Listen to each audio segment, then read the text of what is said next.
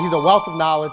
He's helped multiple people make $1 million a year in this industry, you know, so he knows 100% of how to do it. And I think when you hear his story, it's going to be so unique because it just, you know, it's, I think most of the time when people have crazy success stories, it's a byproduct of their circumstances that they wanted to get out of. So when you hear a story, pay attention, but also pay attention because he's done so much personal development. He's forgotten more about this industry than what most people will figure out. So if you take notes, if you catch every third or fourth word, it'll make sense if you apply it, and you'll get crazy results. One of my favorite people in the world, our master distributor, true servant leader, the definition of a servant leader, Tim Herr.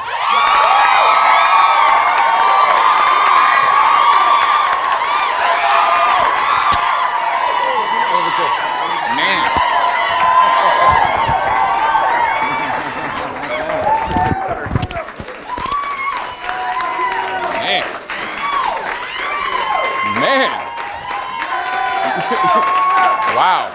Thank you. Man, thank you. You guys are pumped. Ever met people that don't have dreams? That was me, right? I had nightmares. That was it. I didn't even have any dreams, you know what I mean? So I'm sitting in your guys' seats, I'm looking at this information, and I'm hearing people making all this ridiculous money, and I'm thinking to myself, what? The guy that was doing the training was making like $20,000 a month, and I just thought to myself, what? How does that happen? You know, I couldn't even believe that. So I'm like, man, let's just do this already. So I got started, and I just started listening. Like, I was one of those people that, I mean, I'm still like this today. I want to like and learn, but I'm not one of those people that just learn from everybody. I learn from everybody, but I learn what to do and also what not to do. You guys ever seen that?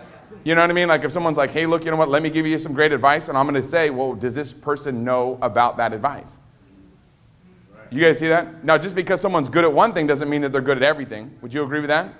I mean, that's the deal. And you take advice from people. You don't have to be the master of everything to take someone's advice. If someone's good in a certain area and I want to get good at it, I'm going to capture that information. Right? If I know somebody that makes a delicious peanut butter jelly sandwich and I want to learn how to make a delicious peanut butter jelly sandwich, guess what I'm going to go ahead and do? I'm going to go ahead and capture that information from them. Do you see that? So I'm not going to, but a lot of times what happens is what? We have people that we love or we respect, but they might not be good in another area of their life, and they start giving advice on that area. And most people don't have enough awareness to tune that out. I'm like kind of, for me it's like, oh my goodness, Kobe Bryant's going to share with us basketball advice, I'll listen. Do you guys see how smart that is? But if he's going to give me a relationship advice on how to treat my wife, I might be like, you know what, I'll take notes, but I'm going to do the exact opposite, right? If Tiger Woods is like, hey, let's talk about golf. You already know where I'm going. You know what I mean? Like, I'm like, Tiger, you are good with a golf swing, But he's like, now let me tell you how to treat the ladies. I'm going to be like, okay, hold on one second. Let's just take a time out there. So for me, what I do is I try to learn from everybody. Do you guys get that? But I don't learn from everybody on everything. Do you know what I mean? Like if someone's really good in one area, I'll capture that information. But I'm not the type of person that's going to be like, oh my God, this person's really sincere, so I'm just going to listen to him. You know what I mean? Because a lot of times you can be sincerely wrong. Would you agree? So what I do is that's what I'm like. You don't have to be like, someone's like, oh my God, but this person's not wealthy. Who cares? They know how to make a bomb peanut butter jelly sandwich. Let's pay attention. Do you guys get what I'm saying? If I want to learn something from somebody, I'm going to listen to whoever's good at it. Do you guys get it? So when I got in this industry, I'm like, dang, dude, these guys know how to make money. That's probably a skill set that I need to develop. How many of you think that's pretty smart? Yeah, because I didn't know how to make any money. So I'm like, let me learn. But I started to meet these networkers, and I thought to myself, man, these guys have a lot of money, but I don't know if I want to be that type of person. You know what I mean? Like, I'm like, dang, So what I did was I captured the information from what they were good at on that area. But I didn't listen to them on everything. I would seek out other mentors and things like that. So today what I want to share with you is this. I'm not good at everything. My wife will be the first to explain to you that. But I'm really good at taking out the trash. Like you don't even know. Like the way I operate, it's ridiculous. Like I can make a trash, like I'll do like Jenga. It's ridiculous. That's another training. But I'm telling you, there's certain things I'm good at, right? And one of them, when I got involved in this industry, I'm like, why is this like, I don't want to say easy because it wasn't easy. My first 6 months, I didn't do very well. But my next 6 months in this industry was able to do kind of well financially, which for me anyways, making a 6-figure income. And then it started to get crazier, and I started to make a lot of money at this. And I thought to myself, what is it? Like, why is this so, I don't want to say easy because it's not easy, but it was something that came, I don't want to say natural, but it seemed like it was kind of effortless. I didn't struggle as much as I see other people. And I see people get involved in this business, and I try to figure out what it is. Like, why are some people, like, come in, you see people today that were rank advancing that are, passing up, 2 ranks, 3 ranks in one month. It's like, what? Like, what are these people doing? So that's kind of what drove me, to really try to figure it out so I could teach it to other people. And I've done I really try to, because if I can help people do what we've been able to do, that's the excitement part. You guys see it? Like, why did I come out here? Yesterday I was doing a training in Los Angeles Convention Center. Do you guys get it? The day before that, we had a dinner at my house with over 100 people there. And then we're in LA. I leave at 11 o'clock, land at 7 o'clock at Dulles because it was only direct instead of BWI. And then, you guys see that? And then Uber over here. Like, why do all that, right? Tomorrow we're going to have a luncheon with some of the leaders, and then I'm going to fly out to Milwaukee. You guys get it? And then, next week, then I'm going to be in Vegas, and I'm going to be doing an event there for the day. And then, boom, And what I want you to realize is this, and then I'm going to be in Arizona doing a leadership the following day. And I'm not telling you guys, hey, you got to work really hard. Don't miss anything. Do you guys get what I'm saying? Like, a lot of times you'll meet people, and this is what I learned in network marketing from learning from the wrong people, is don't let your ego fulfillment come from this business. I'm just telling you guys, a lot of you right now, you're probably like, wow, I can't believe, I've never heard anybody ever tell people that. Okay? I'm going to tell you. Because to me, it's not about making you just wealthy financially, but it's also helping you have a great relationship, and become a better father or a better mother or better. I mean, that's what it to me is all about, is to make better people. Yes, sir. And I can tell you, when I got involved in this business, my ego fulfillment was this industry. And I would drive, and I'm like, oh, I got to get a recognition or a thing. And I'm not telling you guys not to do it because your people need to see it, but don't let that define who you are. Don't let your success and failures define who you are. You understand what I'm telling you guys? Those are just guideposts. Do you guys see that? Those are just guideposts. That's all they are. So don't get overwhelmed like with, man, I got to hit this rank so I can be a champion, or I can be. You already are a champion. But now maybe we've got to put it together to make it happen for you. So I tell people, let your ego fulfillment come from your relationship with the people that are closest to you. Because if the people that are closest to you respect and love you the least, and the people that know you the least respect you the most, that's failure. Wow. Did you guys catch that? So that to me is important. It's like, I mean, and it took me a while to get that. Don't think like, dang, you know what I mean? Like, I can remember like when I heard that information for the first time in an audio program, I'm thinking to myself, oh my God, my wife was just yelling at me the other day. And then opened the door and the FedEx guy was there and she was like, nice to him. You know what I mean? I'm like, damn, she's nicer to the FedEx guy than me, So I knew that I had to put in, had to work. So to get better. So just all I want you guys to recognize is the fact that, hey, look, you know what? This is it. Okay? This is the time. And today I'm hoping that this information and this stuff that I'm going to give you today, and I love basic training stuff. Do you guys get that? Because I'm a firm believer, like that's the deal. And I was talking about basketball in the back. Like, look, I don't, I play basketball. You can look at me and figure that out, right? I mean, it's like, come on, dude. There's not many sports that I do know how to do. You know what I mean?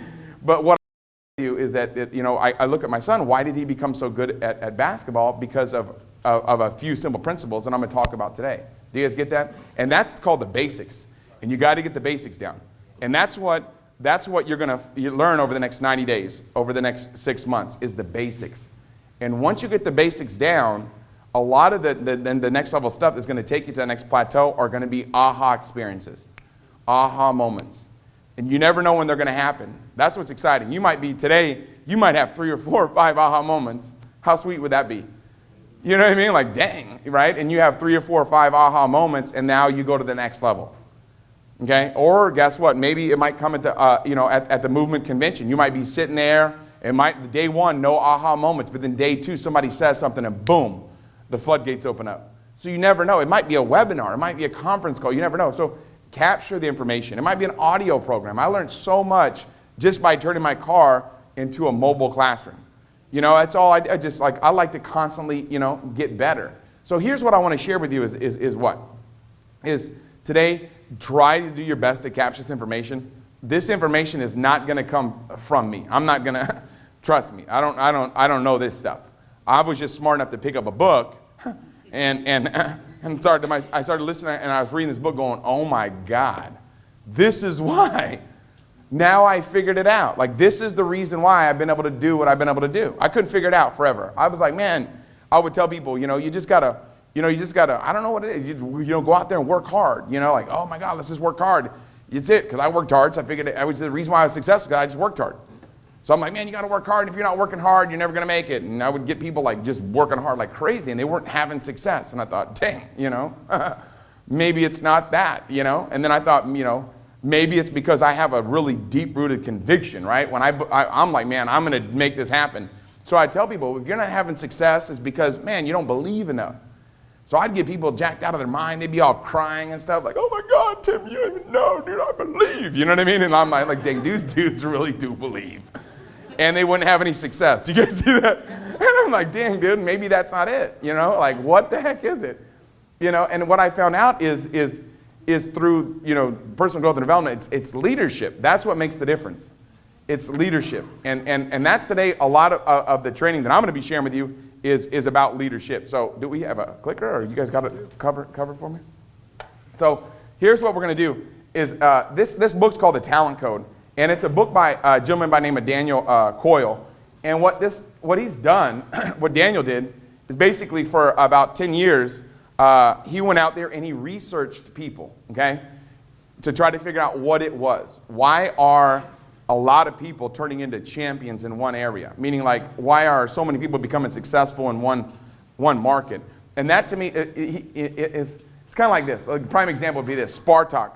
A lot of you probably are big, fans of tennis. I personally don't know anything about tennis, but what I do know after reading this book is Spartak Tennis Club is this little place. They've got one indoor court, but it's a Russian tennis club that has one indoor court. But guess what? It's produced more top 20 women's players than the entire United States out of this one little court.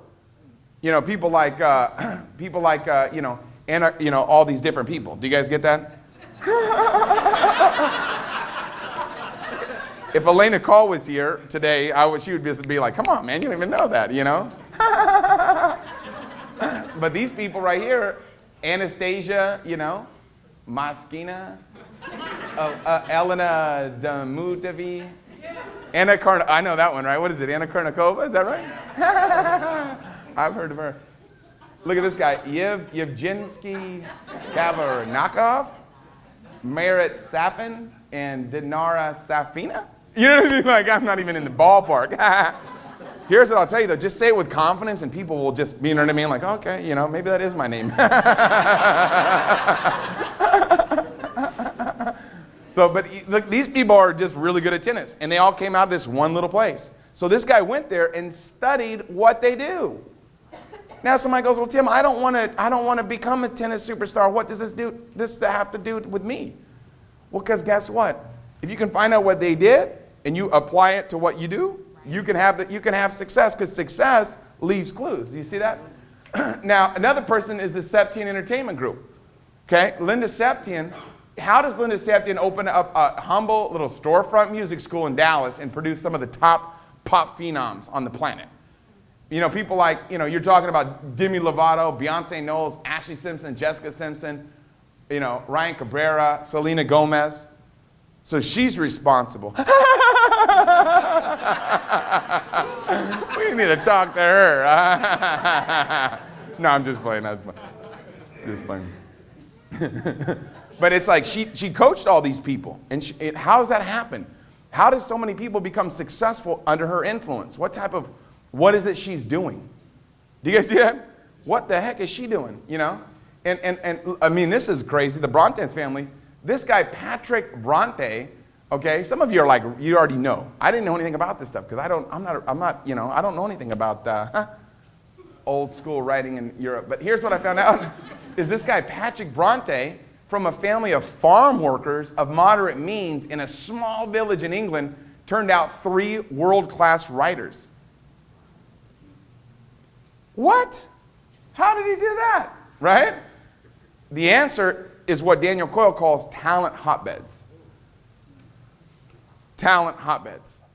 So the reason why I share with you, because I look at the people that I've helped become, that I've introduced to this industry and helped them become wealthy, and I've been able to produce so many people that are successful, and I think, why is it when I sponsor somebody, they win? And then I see other people sponsor people, and it's not like, I don't know, everything at all, not even close. Why is it the people that I sponsor end up becoming so successful? And that's what this book is about how you can create a talent hotbed in your organization. How good is that? What would happen if we turn this market into a talent hotbed, where we're just cranking out leaders after leaders after leaders after leaders? How good would that be? How good would it be that if you just started sponsoring people and they all started winning big? Think about how cool that'd be. Every time you sponsor somebody, boom, they make a lot of money. What? Is that possible? Yeah. And this guy explains what it is, and today I'm going to share with you. How good is that? Is that sweet? I'm reading this book, man. I'm like, my head's about to explode. I'm so excited. And then he wrote another one. He complimented it with the little talent book. I like this one because this is the little nugget book. I like little nugget books. This one, you got to really get after it. But both of these books are amazing. They told me, said, you got to kiss books. That's the secret. It makes everybody want to have them. Did you guys hear that? Charlie Tremendous Jones. He said, you just got to kiss a book. When you kiss a book, it makes people want to go get the book. So I'm like, I'll start kissing books. So, answer, talent hotbeds. So he calls them talent hotbeds. And it's not just 1 or 2 that he talks about. It's not just like 3 or 4. This guy goes all over talking about these talent hotbeds. I'll give an example. South Korea. Right? South Korean talent hotbed for ladies professional golf associations, what they call the LPGA. In 1998, Seacret, listen to this, became the first South Korean golfer to win the LPGA tournament. Guess what? Now, 8 of the top 20 earners in the LPGA are all from South Korea? Do you guys see that? What? What? What are they doing over there? Would you agree? Why are they cranking out little, super champions? Here's another one. How about Dominican Republic? Talk a little bit closer to us, okay? Think about this. Ozzie Virgil Sr. on September 23rd, 1956, guess what? Became the first Dominican Republic Major League Baseball player. Today, guess what? Now, Dominican Republic baseball players account for 1 out of every 9 Major League Baseball players. How does that happen? You're talking about, it's not like, guess what? They just, Dominican Republic just became an island in 1956. They've been around forever. Would you agree with that? It's not like that's like a new, where'd this island come from? It's been there the whole time. Do you guys see that? It's not like it just popped up all of a sudden, like, what? There's a new island. Where'd that come from? So what we know for sure is these guys are cranking out Major League Baseball players. Is that safe to say? Yeah, what is it? This guy finds out. He does all the research for us. Not that we want to create a bunch of baseball players or we want to create a bunch of, writers, but if we can use what he teaches and apply it, whoo, it's going to be good. So let's talk a little bit about this right here. So here's the question. The question is it a singular phenomenon or can it be created? Can you create this or is it just some random situation? Is it just randomly that every time that, you bring somebody into network marketing and you help them become wealthy, it's like, oh, some people got it, some people don't? Or can you create that? That's the question. And what I can share with you is without doubt, it can be created. The key is to find out what these people are doing because what he found out is, guess what? Didn't make a difference whether it was writing, didn't make a difference whether it was, Korean golfers, didn't make a difference if it was Russian tennis players, didn't make a difference if it was Dominican Republic baseball players, didn't matter what it was. He found out that, guess what? The same principles apply across the boards. This is like crazy. I feel like right now we have like this is it. This guy cracked the code. Watch this. Oh my God, look at this guy. Gary McPherson, no relation to Jesse. No, I don't know. Maybe, I don't know. Gary E. McPherson, a psychologist of music. Oh my God, I love this. At the University of Melbourne, conducted a study for several years looking for where does extraordinary talent come from. This right here is the one. Guess what he did? He studied where the music champions are coming from. Guess what he found out? Oh man, I can't wait to tell you. Oh man, I'm so pumped. This he calls it the girl who achieved 6 months worth of practice in 6 minutes. This right here is oh man, this right here is a nugget. Like out of all the stuff that I've talked about so far today, it's just been really dancing around. No meat and potatoes. Right now I'm going to give you a fat steak. This is an information steak. Like, oh my God, it's delicious. Okay, this girl, he video recorded these people that he was a music teacher, and 11-year-old Clarissa, okay, lacked musical talent, but she became world famous. Okay, she's a world famous figure in the world of music. So music teachers and music psychologists, they know her, okay, because of this study that he did. Okay, she ignored the concept of that inner gifts and started taking action through what they call deep practice. If you're taking notes, you want to deep practice. If you're not taking notes, just embed that into your brain. Deep practice, because that's the answer. That's one of the big answers to how you create these talent hotbeds. I'm going to share with you how we do that, okay? She accelerated her learning speed by 10 times. What? What? She accelerated her learning speed by 10 times? That's acceleration.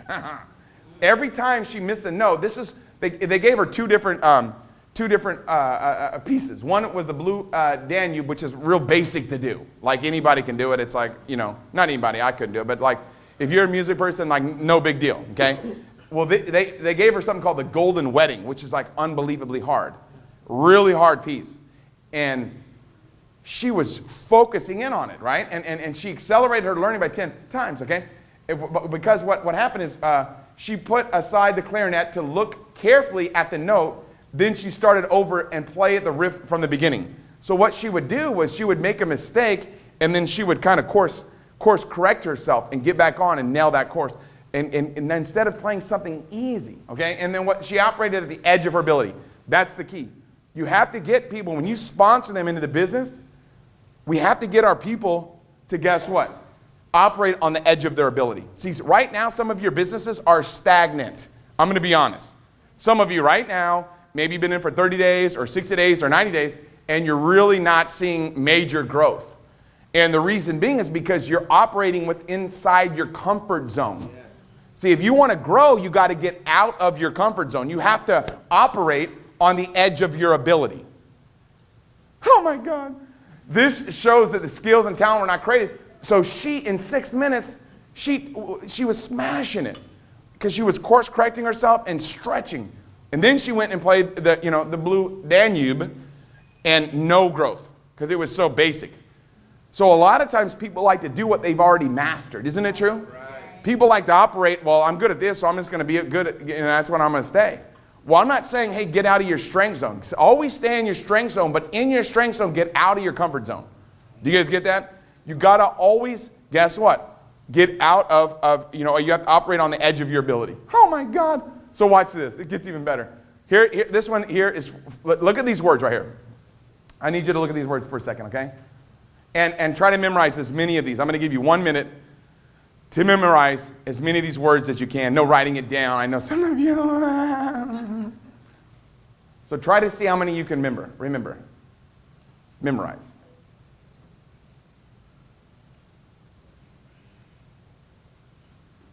Which ones can you memorize? Okay? Now here's what I'll tell you.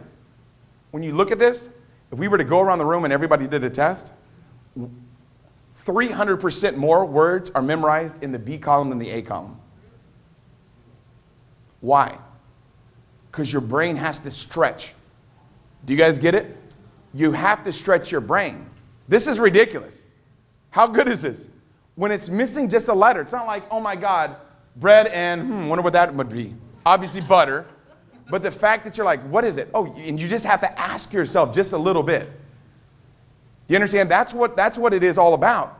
Some of you right now, guess what? You've been in for maybe 4 weeks, and you're still not doing wow parties by yourself yet. You're not growing. You're operating in column A. You're not getting any better.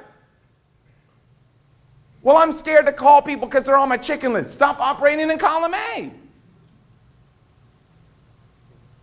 You got to stretch. If you want to get better, you've got to stretch. You've got to push yourself. What are you afraid of doing? Do it. Do the uncomfortable until it becomes comfortable. Jim Rohn said, you see what I mean?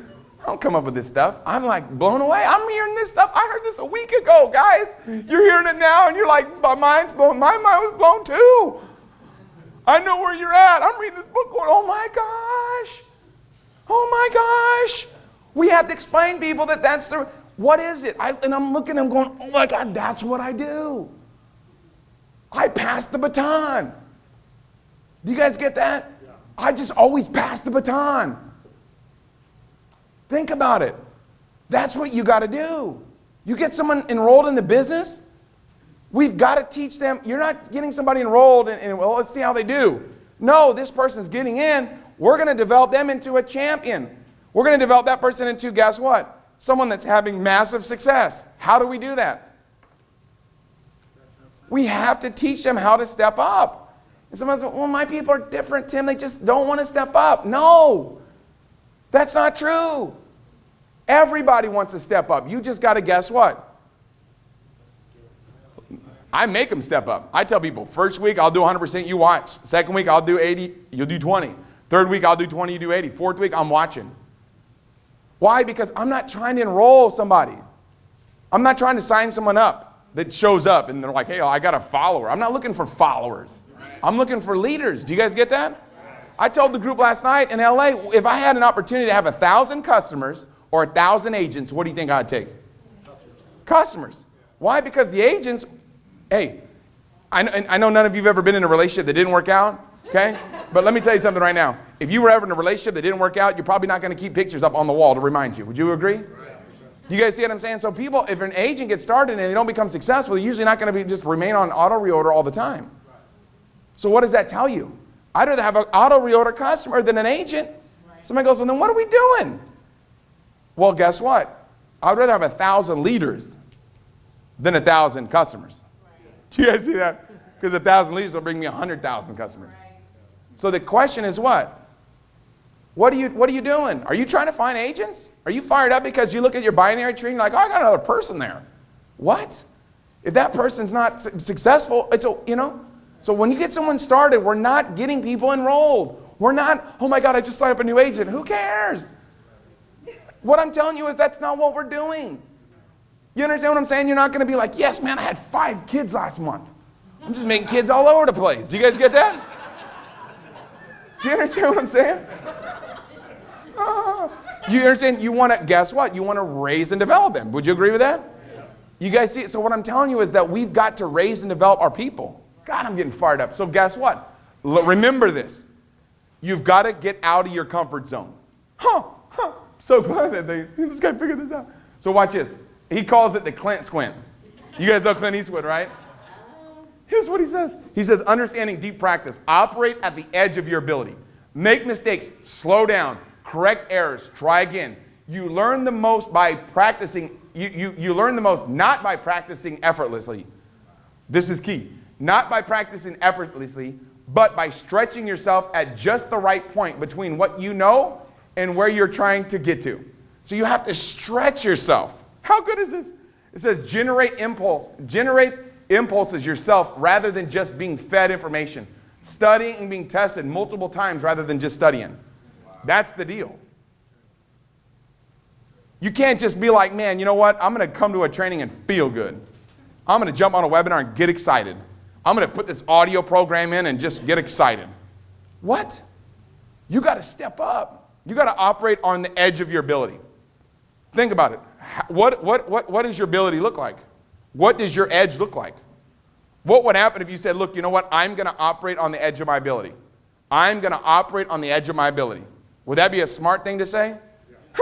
all day long. So we got to get that he calls it Clint squint. That's what people stare at. It's what they challenge. You ever been challenged? Remember when you did your first wow party and you were nervous and you were scared? Do you guys see that? How did you feel afterwards? That's the deal. Do you guys see that? That's what we're doing. You got to get other people. My mentor told me, he says, Tim, it's about how many baby rattlesnakes you can create. I go, what? That's crazy. That's craziness. You know, you guys don't have a lot of rattlesnakes out here. It's the South, you know, where I live, we got these rattlesnakes. We're scared of them. Why would we want to create rattlesnakes? He said, Tim, he goes, if you get hit by a big rattlesnake, you're going to not be excited, but you're going to probably live. He goes, but if you get hit by a baby rattler, you're dead. I go, why? He goes, because a baby rattler is not going to hold back any venom in case there's another predator. They're going to release it all. So the secret to this business is getting someone enrolled and then teaching them how to be a baby rattlesnake. Imagine when you first started doing like 3 or 4 or 5 wow parties a week and you were just jacked out of your mind. That moment, if you haven't been there yet, that's the moment where you're like, oh my God, I'm getting it. I can remember my first time I did a presentation and someone gotten started. I freaked out. Rob Alarcia, man, I'll never forget it to the day that, it's a moment I'll never forget. I sat down with someone, did a presentation, and got him enrolled. What? How'd I do that? I was blown away. I'm like, is there something wrong with this guy? I'm asking my buddy who brought him, I go, is he okay? He's smart? Oh my God, I did that. All I'm sharing with you is what? We got to operate on the edge of our ability. And the key is not just to do that, but to make you enroll do that as well. Oh God, get that Clint squint.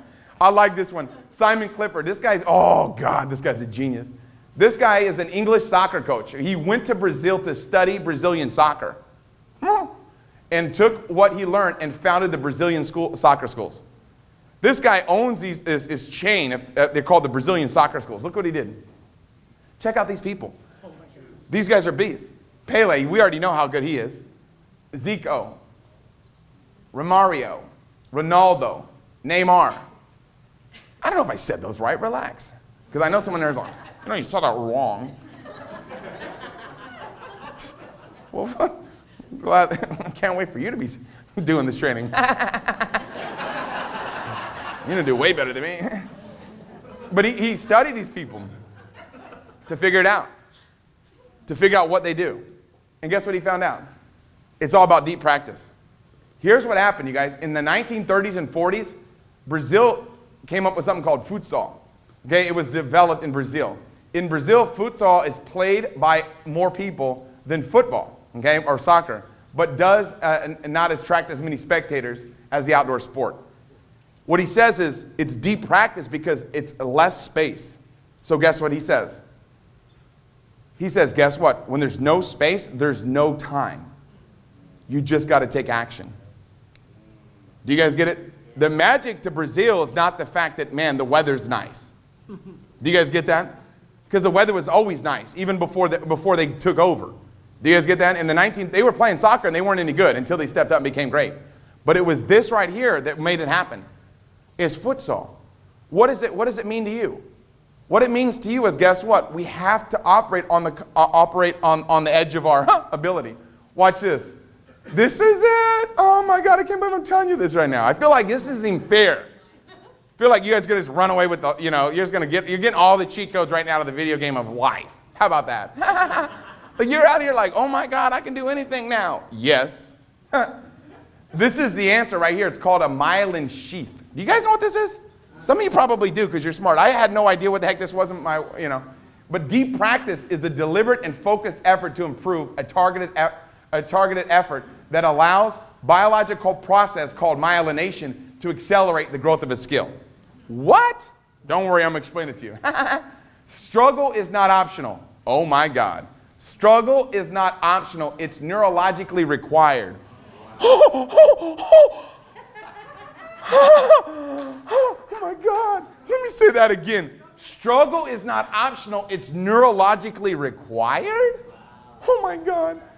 To get the circuits in your brain to acquire increasing complex abilities, you have to make the mistake and pay attention to those mistakes in order to slowly teach your brain circuits what they're supposed to do. So let me explain this to you. What is this guy talking about? This seems like he's talking another language. Basically what happens is we have neurons. We have all these neurons in our brain, okay? And what happens is when you do something like just this, right? Or this, or this, or this, anything that you do, you write. Guess what you're doing? Your neurons are triggering. And what happens is when your neurons trigger the same thing over and over and over again, what happens is myelin gets created. See this up here? This myelin is kind of like it wraps around the circuit, so it becomes like a fast highway. Do you guys see that? Like imagine right now we drove from right here to Ben's house, okay? And there was no bridge. Do you guys get that? And there was no freeways. Can you imagine it would be a lot harder to get there? Would you guys agree? Sure. But if there's bridges and freeways, it makes it what? Easier. So whenever you repeat an action over and over and over again, guess what happens? You create more myelin.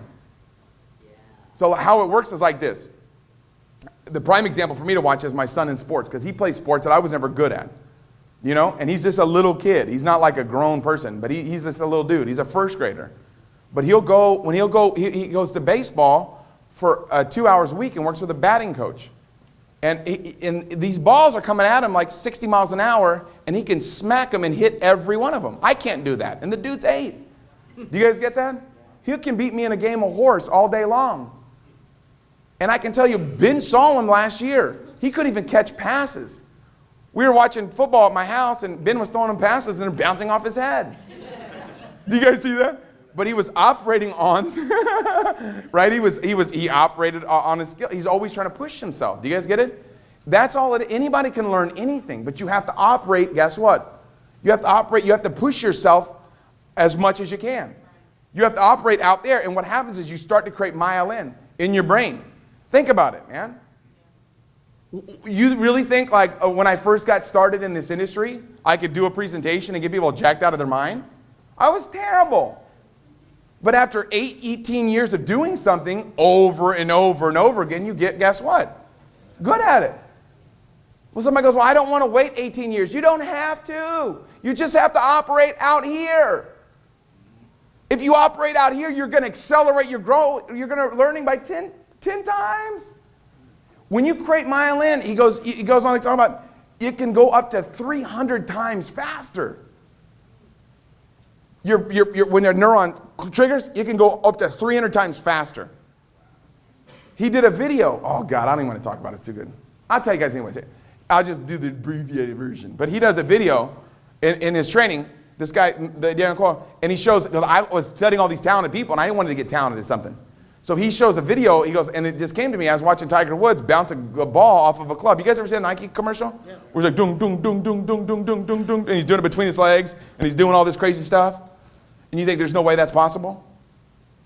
So this guy's never played golf in his life. He goes, if my study that I've done is true, if all the research that I've done over the last decade is true, then I can learn how to do that. Never played golf in my life, but if I believe in what I did, I can do that too. So he started trying, and he says his kids were making fun of him like crazy. He goes, his kids were laughing at him, saying, "You're never going to learn." You guys ever have friends like that? Yeah. Family members like that? Yeah. But guess what? He knew without a shadow of a doubt in his mind that if he kept on keeping on, he could learn how to do it. And he says after continuously doing it, operating on the confines right outside his comfort zone, all of a sudden he has a video of him actually doing it. And he's doing it, just like, and then hits the ball just like Tiger Woods does. And I'm watching that going, dang, dude, it's true. We can learn anything. Anyone can learn anything if you operate, guess what? Out of your comfort zone.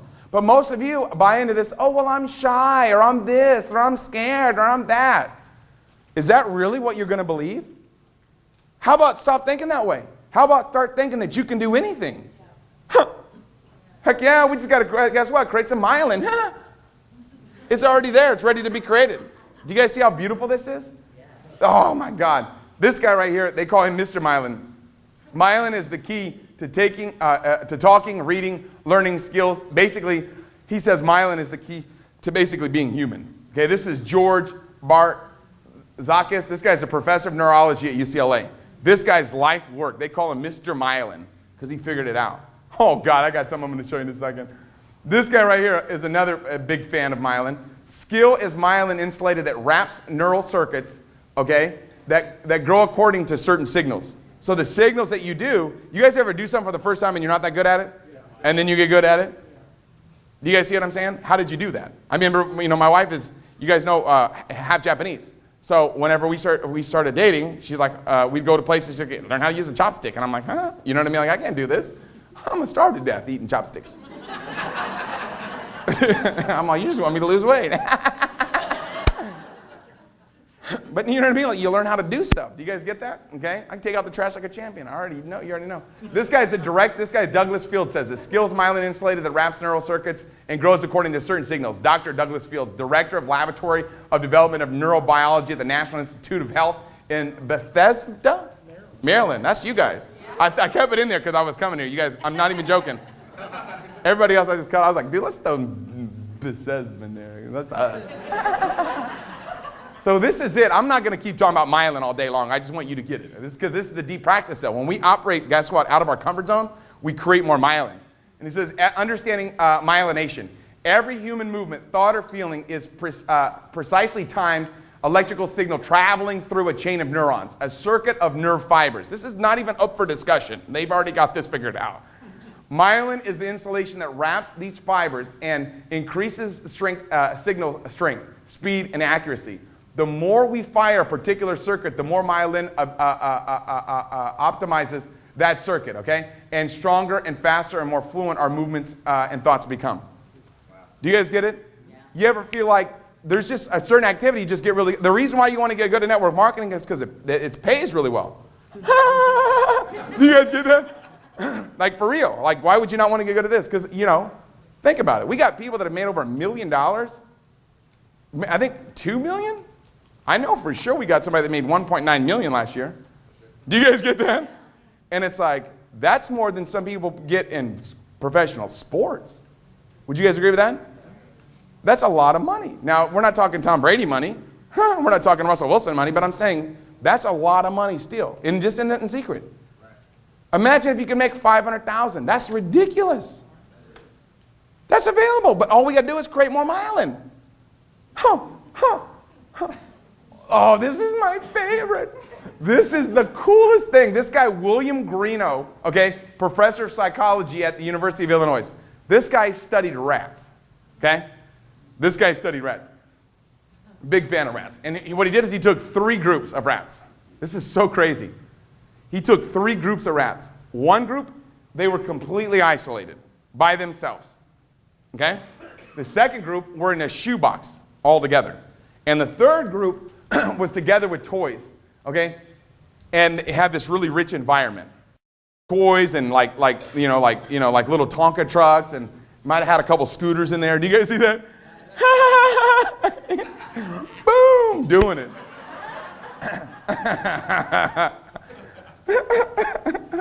He's got rats on scooters.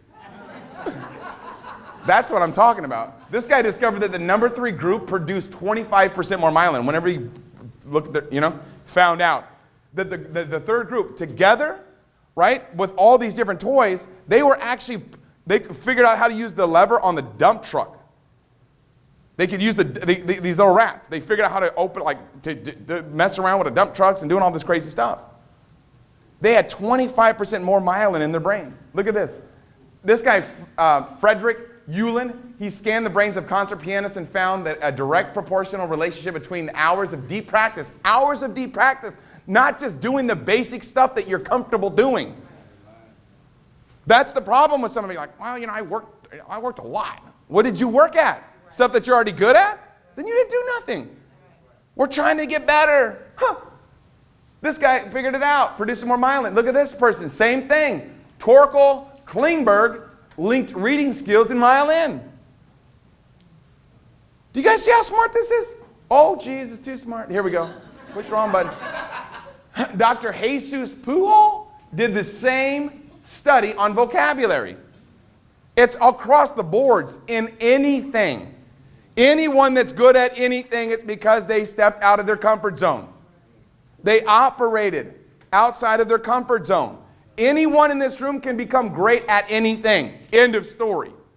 If you're willing to put the time in, but not just time, it's stepping out of your comfort zone. So watch this. Oh, God, it's going to get better.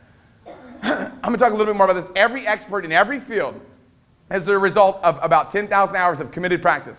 Deliberate practice, this is key, because a lot of times you hear about the 10,000 rule, right? You guys remember? 10,000, everybody talks about it, right, from Outliers? Look at what he says. Every expert in every field is the result of around 10,000 hours of committed practice. He calls it deliberate practice. Deliberate practice, okay, is defined as work on technique, seeking constant and critical feedback, and focusing ruthlessly on shoring up weaknesses.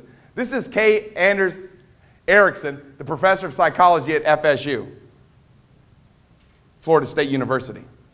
Is that the home of the Seminoles? You know what I'm saying? I'm just saying, I know Ben's a big fan.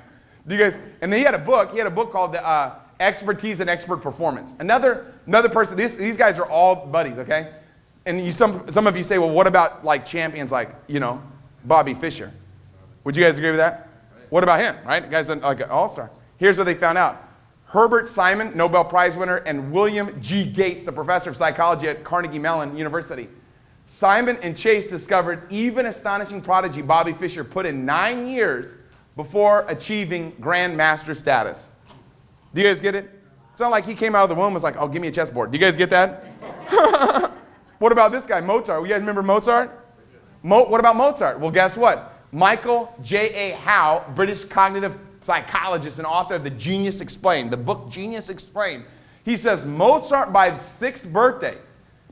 sixth birthday, had already studied 3,500 hours of music with his instructional father. Guys, even these prodigies, guess what they're doing? They're working hard. That's why they're talking about in here, it's like, oh my God, they talk about, that Jessica Simpson just showed up. Or Beyonce Knowles just showed up. He said, they didn't just show up. They worked 8 years. Every day they were coming. 3 times a week, she said, they were coming to that school. Come on. It doesn't just show up, man. You're not going to become the best at wild parties overnight. Do you guys get that? You're not going to be, you look at Tiffany Millot and everybody watches Tiffany Millot and they watch John Millot and they go, wow, you know what? But guess what? It's a lot of, if you would have saw Tiffany Millot when she first got started, it'd probably be a different story. If you saw, guess what? John Millot when he first got started, it'd be a different story. So don't look at somebody now where they are. Do you guys see that? Don't be like, oh my God, Ben Bradshaw's so amazing. Well, guess what? You should have saw Ben on day one. That's why I like Josh Wallace is a prime example because I got to see him at the beginning. Yeah, do you know what I mean? You watch him now, it's like, oh my God, the guy's amazing. Well, guess what? I can show you some video footage. Now, you still laid it down, but not the same. These guys on another planet. It takes time, but you got to operate on the confines. You got to operate outside your comfort zone. So here it is, you guys. I'm gonna stop talking about deep practice cells because the myelin is everything. But everything's gonna tie in together. Watch how this works. This lady here, her name's Ellen Winter. She's the professor of psychology at Boston College. Watch what she found out. The rage master is what she calls it, is one of the most important ideas in the study of talent and giftedness. Okay, it describes motivation of gifted and talented people to master an area of interest, to focus intensely on the subject matter and consume new information and skills. So you got to want it so bad. That's why, you look at it and you go, Tim, you turned your car into a global mobile classroom. Still to this day, you get in my car and I'm still listening to audios. Because I don't want someone to be like, dude, you should have heard 10 like 3 years ago, dude. That guy was good 3 years ago. Do you guys get that? I want people to say, man, he was good 3 years ago, but you should hear him now. The guy's done some studying. The guy keeps on learning. Do you guys get it? You got to always try to get better. You'll see some people are like, oh my God, I've been in this industry for 5 years. No, you haven't. You've been in this industry for basically, guess what? 5 days, and you just keep repeating those 5 days over and over and over for a long time. You got to step out of your comfort zone, man. What are you afraid to do? Some of you right now, you haven't stepped up yet and done a wow party, and you're scared to. Guess what? That's okay. You're supposed to be scared. If you're not scared, then you're not doing it right. Do you understand? Someone's like, well, I'm not even scared. Well, then you need to find something that you are scared of and get scared. Because you're not growing. If you're just doing the same thing, oh, I just feel comfortable doing this. Stop that. Stretch. Stretch it out, right? Oh, God, I can't believe this is here. Vladimir Horowitz. I love this guy. This guy's a genius. Many think he's the greatest pianist ever. I never even heard of this guy until I read the book, but this guy's a beast. You know why I like him? Because look what he says. He says, if I skip practice for a day, I notice. He says, if I skip practice for 2 days, my wife notices. He says, if I skip practice for 3 days, the world notices. What? We got to step up. God, I'm glad I'm here. This is amazing. Do you know that? I just found this out like a week ago. I didn't even know any of this. This is coming. We're learning this together. Do you guys see how beautiful this is? Watch this. Oh, God, I love this one. Oh, man. Okay, here it is. He says, are you engaging in deliberate practice? Practicing your skill, or mindless repetition? Do you guys see the difference? If you're just mindlessly repetition, that's not practicing. Okay? Constantly striving for improvement? Yes. Watching experts perform? No. Do you guys see that? Monitoring your performance? Okay? Yes. Teaching other people? Watch this. Evaluating your successes? Yes. It takes 10,000 hours of deliberate practice to become an expert. Deliberate practice. And you can do it fast. Anything that you do, you can make it happen. 2,080 hours per year. You can make it happen in a short period of time. Think about it. How fast do you want to get good? Think about it. How fast do you want to get good? If you do 2,000 hours, guess what? If you do 2,000 hours per year, how many years? Do you guys get what I'm saying? See, so many people, they want it, guess what? Everybody wants to go to heaven, but nobody wants to die. Do you guys see what I'm saying? Everybody wants to be successful, but are you willing to put in the work to get good? And somebody goes, well, Tim, I don't want to be good. I want to create people that are good. Well, you got to, guess what? You got to become so you can teach. You can't develop that you're not. Giraffes don't give birth to tadpoles. Do you guys see that? How does it? That's what I tell leaders. It's like, look, how do you know you're a leader? If you can produce other leaders. How does a giraffe know it's a giraffe? When another giraffe comes out. Do you guys see that? Oh my, I'm a giraffe. Do you guys get that? Because giraffes don't give birth to zebras. Do you guys see that? So you're going to develop what you are. That's all I'm saying. That's all I'm saying. So that's beautiful. Watch this. I'm just going to touch on these guys real quickly. The Bronte sisters. Okay, this lady here is Juliet R.V. Barker. She's a British historian. Basically what she's saying, the Bronte sisters, she studied them for 5 years. She's a big fan, obviously. But she says their early slapdash writing, appalling spelling, and non-existent punctuation well into their late teenage years extremely undermines the view that they were born novelists. People think, oh my God, they were just born novelists. No, they weren't. They were terrible at the beginning, she goes on to talk about. But guess what? Anything that's worth doing is worth doing poorly until you get good. Oh my God, this is happening right now. So how do you do it? You guys, we talked about it already, right? It's about those deep practice cells. Now, this is it. This is the next level. Get ready for this. This is some information right here that you can apply in any area of your life. It can help you with, with your grandkids. It can help you with your kids. It can help you with your, with yourself. It can help you with everybody that you come in contact with. Watch this. He calls it chunking. A lot of you already know this, okay? Understanding chunking, okay? Chunking is the secret to accelerated struggle. What? It's all about accelerated struggle. Did you guys catch that?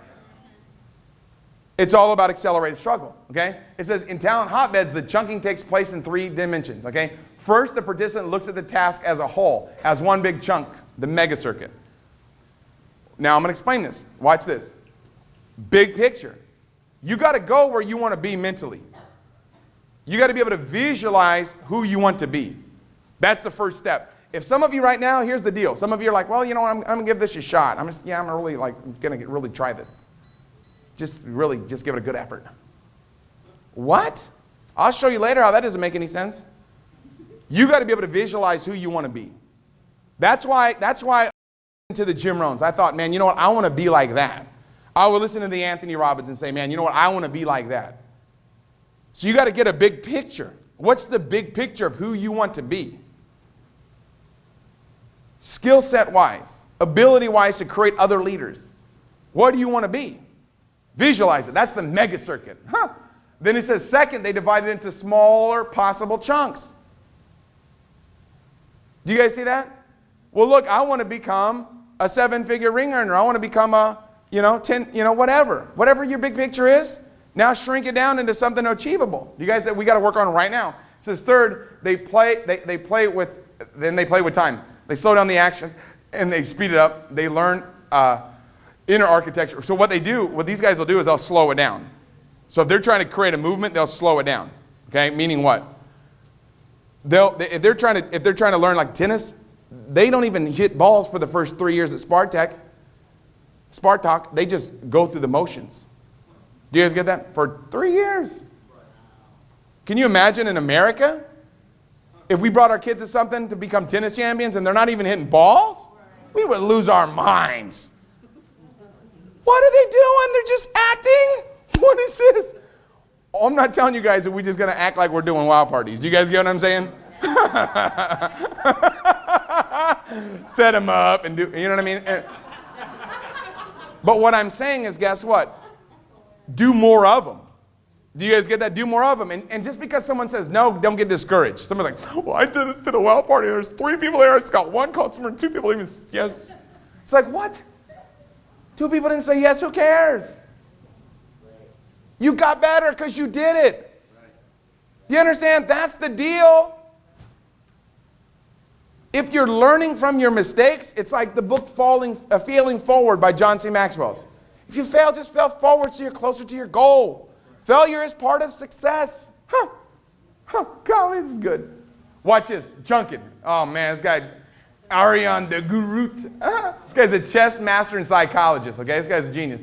In his book, Thought and Choice, he explains a study he conducted with 2 groups of world-class chess experts and novice players. Watch this. You're going to love this. Hope you guys are ready for this. Because I know some of your brain, you're too fired up right now. You're like, oh my God. Just relax, okay? Capture this information. He placed chess pieces in positions from real games. Watch what he did, okay? And the experts had 4 to 5 times better recall. Some of them had 100% recall. Meaning he put the chess pieces in normal places, and then they had to recall where they all were. The novice guys like me that have never played chess before, is like, huh? The little one was over here, I think. I don't know. You know what I mean? Like they had no idea, right? The guys that don't know anything. Then guess what he did? This is key. I hope you guys are ready for this. This is what he did. He placed the pieces in random positions that they would never be in.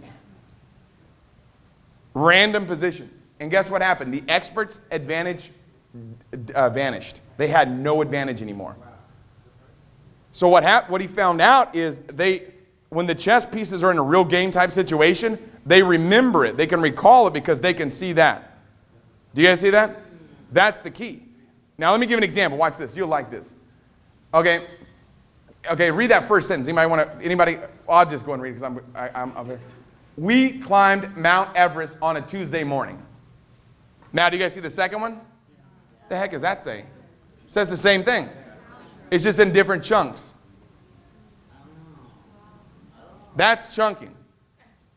Do you guys get it? It's all there. So here's the deal is don't just focus, like when you're developing a leader, don't just be like, all right, now you're going to do the whole wild party. It's like, look, guess what? Now you just do just do their hands. You guys get what I'm saying? Just do, and you teach people how to do it over a 4-week time frame. You got to develop leaders. So here, I'm going to let you do the first part, right? And then afterwards, let them know. I like the fact that you did this. I like the fact that you did this. I just tell people what I like, what they did. Right. Do you see it? And if, oh my God, here's what I liked. Boom. Because then they're going to want to do it again. This is the same word. This is backwards. Look, we climbed Mount Everest on Tuesday morning. Do you guys get what I mean? It's the same thing. But what he goes on to talk about is we chunk it. You could remember it. Like if we said, okay, now remember this. Remember this sentence. You could easily remember it.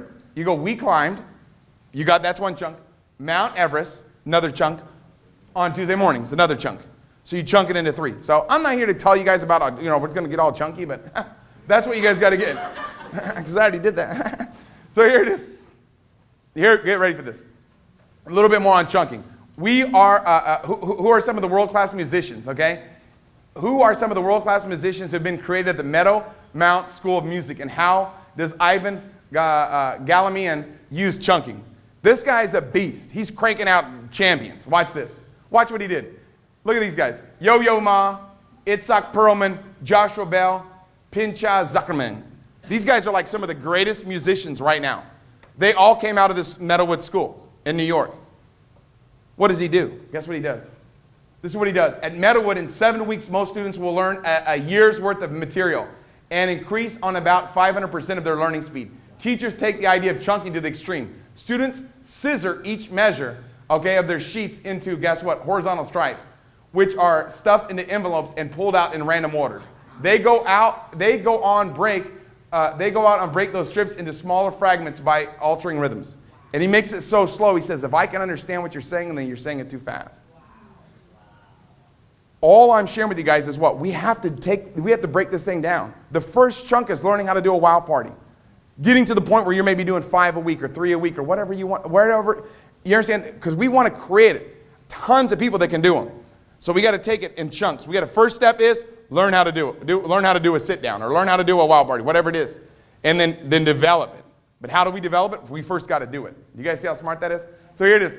Now we're going to talk about primal cues, okay? Hopefully you're getting some value. Is this stuff helping you out at all? I'm like, man, this stuff is awesome because I love it. It's so great. This is primal cues. This has a lot to do with why we're able to become successful. A lot to do with why we're able to become successful. Well, I'll give you an example, right? The same year after Roger Bannister broke the 4-minute mile, 17 other people did it. The same year, okay? The 17 runners have received, obviously, a clear signal. If he can, you can. Do you guys see that? If he can, you can. Another prime example of primal cues is what? Okay, here, let me give you a little bit of insight. When we get a cue that we ought to we ought to connect our identity with a group, it's like turning on a light switch. This is it right here, guys. This is, ooh. Oh. Here it is, right? The ability to achieve is already there, okay? But the energy put into that ability goes through the roof. So this is what Dr. Jeff Cohen, the professor of organizational behavior at Stanford Graduate School of Business, talks about. It's all about, guess what, that mental cue, right? That mental light switch. So watch what, let me give an example, okay? Jeff, this is John Bra. This guy's a psychologist at Yale University. Dr. John A. Bra. This guy says, our brains are always looking for a cue as where we should spend energy now. Where should we spend energy now?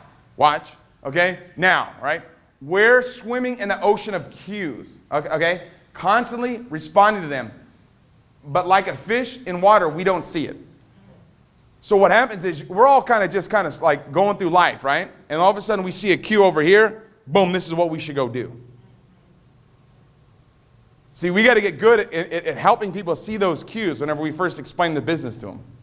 To be able to, what I call paint them into the picture, which I talk more about in my presentation training. But look, here's what I want to share with you.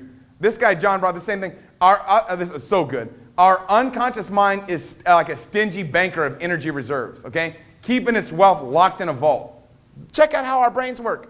He says, this is what he calls it the Scrooge, what does he call it? He calls it the Scrooge principle, I believe. But he says our unconscious mind is like a stingy banker of energy reserves, keeping its wealth locked in a vault. Direct pleas to open the vault don't work. Scrooge can't be fooled that easily. But when he hits with the right combination of primal cues, when he guess what? He's visited by a series of primal cue ghosts, okay? You might say the tumblers click, the vault of energy flies open, and suddenly it's Christmas Day. Wow. What does that mean? You've already got it. You guys see it? No, it's okay. I'm like, what the heck does this mean? What it means is you've already got what it takes. Look, let me explain it to you guys a little bit better. You've already got everything that it takes to become a champion. But you got to put the energy in. That's it. Right? Where energy goes, right? That's where success starts to show. Would you guys agree? Well, you got to put the time in to developing your skill set. It's already there. You understand? It's already there. Everybody in this room can become wealthy in this business. It's not even open for discussion. Everybody can be great, but you got to ask yourself, where are you going to put your energy? Let me give it a better example. This is a better example. Woo! Here it is. Watch this. This right here is asked, the same guy, he did a study, and he asked the students how long they intend to play. This is the prime example. They didn't practice more. Okay? They didn't practice more, but they had way different results. Let me give you an example. He asked students how long they intended to play, because he's a music psychologist. Some group were short-term committed. They're like, I don't know, this is about the violin study. I'm just going to give it a shot. My parents want me to do it. Then another group said, probably for a couple years if I like it. That was the medium commitment. And then there was other people that, guess what? They said, I'm going to play forever. Just the fact that they had that vision set up for themselves in their mind, which one do you think did better? They outproduced the other people by 400% in the same time. A lot of you guys are getting people started and you're not letting them know, man, hey, how long are you going to do this for? You're going to dip your toe in the water? You're going to give it a shot? We're doing this no matter what. Let me give an example, right? In 1998, one person it was the LPGA Tour for South Korea. Now today, 33 people are Korean golf champions, right? And the Russian women tennis players, 3 in 1998, now 15. Because they saw someone else do it and they said, guess what? I can do it what? If they can, I can. Look at what I'm showing you guys. A teacher is one who makes himself progressively unnecessary. Yeah. What? That is it. That's a good teacher. What's a good mentor? Somebody that says, hey, a teacher is one who makes himself progressively unnecessary. That's the deal. That's how you win, is you develop other leaders. Golly, this is how we can ignite a hotbed. We're going to talk about this and wrap this thing up like a burrito. Yeah. Woo! Watch this. Oh my God, this is my favorite part. This is it right here. Everything else I've said is nothing compared to this. Oh my God, you're going to love this. This is Carol Dweck. She's a professor of psychology at Stanford University. Watch this. Left to our own devices, we go along in a pretty stable mindset. But when we get a clear cue, a message that sends a spark, she calls it the boing factor, the boing, and then we respond. So we're just chilling and all of a sudden, boom, we get after it. Let me give you an example. Watch what she says. She did a study in New York of 400 fifth graders, okay? Watch this. She did the first round. Here's what she did, all right? She broke them into 2 groups. They were all given the same test. The first group, Group A, half the kids were praised with, you must be smart at this. Get this, guys. This is going to help you develop leaders like never before. The first group, she said, you're smart at this. The second group, the Group B, half the kids were praised with, you must have worked hard at this. You must have worked really hard. One group, you're great at this. Second group, you worked hard at this. How can just different praise change the outcome of someone's performance? Get ready, guys. I'm about to show you. You get somebody started and they become successful. What? You get someone started and they don't become successful. What? Here's why. Check out what she did on round 2. Round 2, the same 400 fifth graders, they were offered they were offered 2 options: the same test they just took, that same type of skill, or a harder test. What do you think happened? The people that she said, you're good at this, the majority of them didn't want to even come close to a harder test. The group that worked hard, over 90% of them wanted a harder test. Did you catch that? Don't praise performance, praise effort.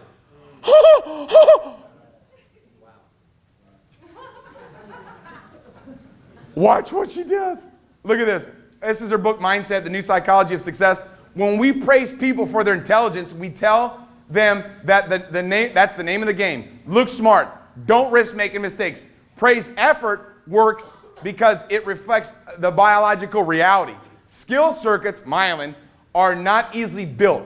Deep practice requires serious effort and passionate work. Effort-based language, this is it. Effort-based language works because it speaks directly to the core of the learning experience. And when it comes to ignition, there's nothing more powerful. Think about that. How many times have we done that? Whether it be with your kids, you understand? Don't tell them they're great, tell them they work hard. That's all I'm telling you guys, man. My little 8-year-old, he works out 4 or 5 hours a day on sports. Right now, he's working out with a quarterback coach at the park by our house. Then he's going to go to basketball tonight. He's on fire. You know why?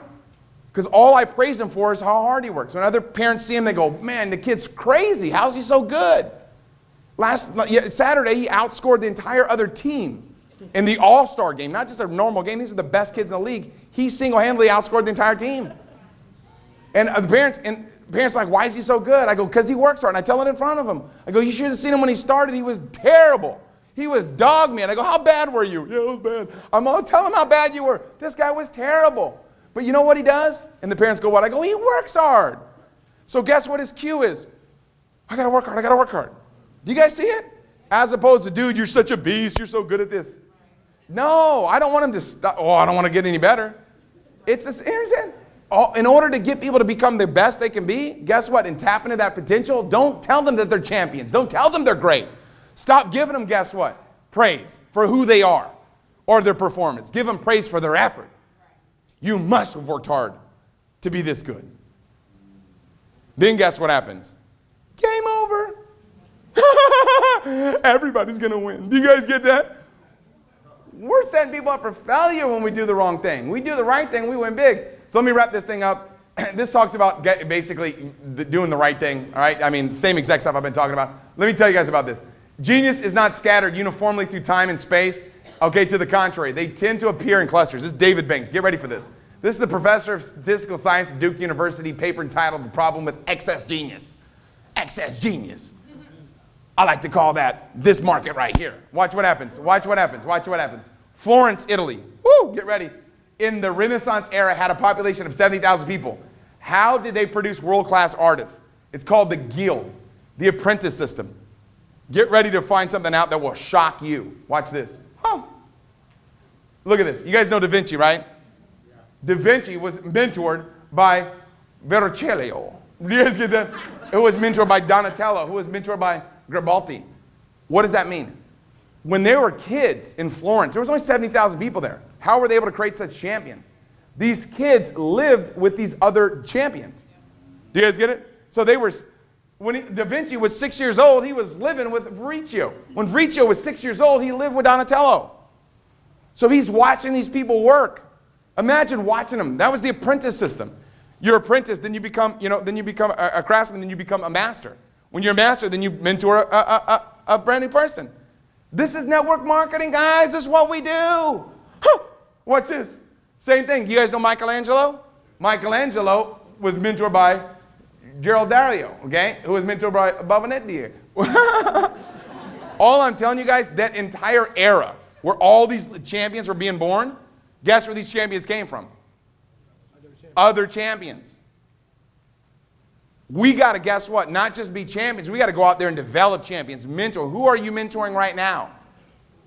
Who are you right now developing? Who's your sorcerer's apprentice? From Mickey Mouse. So watch this, you guys. Here's how you ignite a hotbed, okay? You guys have heard of the Z-Boys, right? Zephyr competitive skating team. They were basically surfers, okay, in Santa Monica. And they became beasts, and they dominated. This guy, Jay Adams, was one of the best. He says, what they found out was pool riding, okay? No one had ever done this before. They were riding in pools. So pools, and there was droughts in the late 70s. During that time, pools were empty in Los Angeles. So they would go in, sometimes they would go into people's houses, and they would come home and be like, who the heck is outside, right? But, which don't do, right? But what I'm telling you guys is, what happened is they didn't have any time to think. They had to just take action. He says when pool riding came about, when you're on a skateboard, I don't skate, but you don't have time to really make mistakes. Do you guys get that? So what happens is, how you ignite a hotbed is this is what this guy started, Skip Ingblom. He was the co-founder of Zephyr Production Surf Shop. The day of the contest, this was the big contest, okay? Jay was against the big pro skater. This guy was the best skater in the country. Jay, no one even knew these guys were. They were just hanging out in pools skating, and they just popped out of nowhere, right? He says, so he went up to the big pro guy. Okay, Skip went up to the big pro guy that was supposed to be the champion. He says, right where Jay could hear him. So he did it right where Jay could hear him. Okay? And guess what he said? He says, I told the guy, don't worry, bud. You don't stand a chance. So he told the guy that was supposed to win in front of Jay, you don't even stand a chance. So Jay goes out and slaughters the guy. You know, that's what he says. But here's the thing is, what I'm sharing with you is what? Believe in your people. Believe in your people. You get someone started, believe in them. You want to know how to motivate somebody? Believe in them. We got to believe in the people that we're bringing in. Guess what? These guys found out. Mike Feinberg and Dave Levlin, the co-founders of KIP, Knowledge and Power Foundation, 87% of their students, they came up with this foundation, 80% of their students come from low-income families, okay? But guess what, right? The 87% of them come from low-income, but 93% of them go on to go to college. From low-income areas all across the United States, okay? This KIP Foundation, it says the measure of success for a KIP student is to attend college upon graduation. When they get into kindergarten, that's the first thing they tell them. The first thing they tell these kids is what? Our goal is to go, your goal is to go to college, okay? KIP schools have high expectations for their students to be successful, and everyone in KIP schools is determined to help the kids get to college. Everywhere you turn, the kids are reminded of their ultimate goal. Classrooms are named of colleges, okay, that the particular teacher went to. So instead of saying, hey, go to Miss Smith's class, it's like, hey, go to Stanford. Do you guys get it? They tell the kids they're programmed that they're going to go to college no matter what. The baseline principles of a student's success at KIPS comes back to their motto, work hard and be nice. Everywhere, work hard and be nice, work hard and be nice. But it's like, man, you're going to college no matter what. It's not even open for discussion. That's how they're doing it. So watch this, you guys. And I'm almost wrapped up here with this program, and then I'm going to put a little bit of icing on the cake. But don't look, this guy Ronald Tharp, the researcher, a psychologist, and Ronald Gallimore, professor of the Department of Psychiatry. This guy, they did a study on John Wooden in the 70s, in 1974. And they got to study John Wooden, the greatest basketball, forget it, the best coach of all time in modern sports. Here's what they found out. And they wrote this in their book. It says, don't look at the big, quick improvements. This is what Wooden told them. Don't look at the quick, big improvements. Seek small improvements one day at a time. That's the only way it happens. Okay, that's the only way that it happens.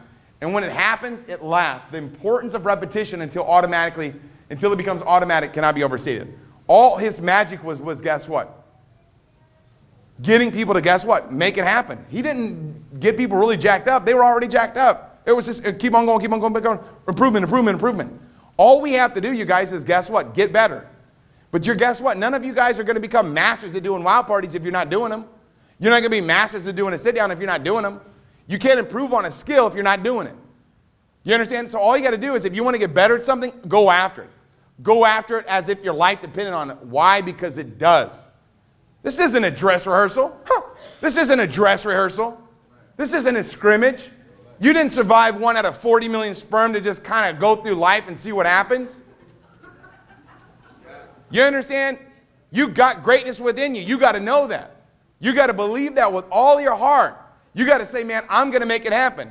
Prime example of this, Tom Martinez, man. This guy coached Tom Brady and John Elway. He was their mentor. He goes, it's not how fast you can do it, it's how slow you can do it, okay, correctly. You understand? It's not about going from zero to hero. You understand? It's about doing it the right way by developing your skill set. Here's what he says. He says, I flat out love coaching. There's something that's real. You get your hands on it, okay? You get your hands on it and you make somebody better than they were. He goes, that's a hell of a feeling. There's no better feeling, you guys, than helping somebody become wealthy. There's no better feeling than developing somebody in this industry that becomes wealthy. Right now is the time. How many presenters are you going to create? How many people are you going to have that are out there that are going all out massive action? How many superstars? How many people are you ready? It's not about guys going after this thing slow. Let's get after it fast. You have to decide right now that this is it. This is my time. I'm going to make it happen. I'm going to win. I'm going to step up. I'm going to change my family tree forever. I've got what it takes to win. This is it. I'm going to step out of my comfort zone. I'm going to go all out. I'm going to be a champion. How many of you guys are ready to crack the code? Are you guys ready to crack the code? Man, you guys got me pumped.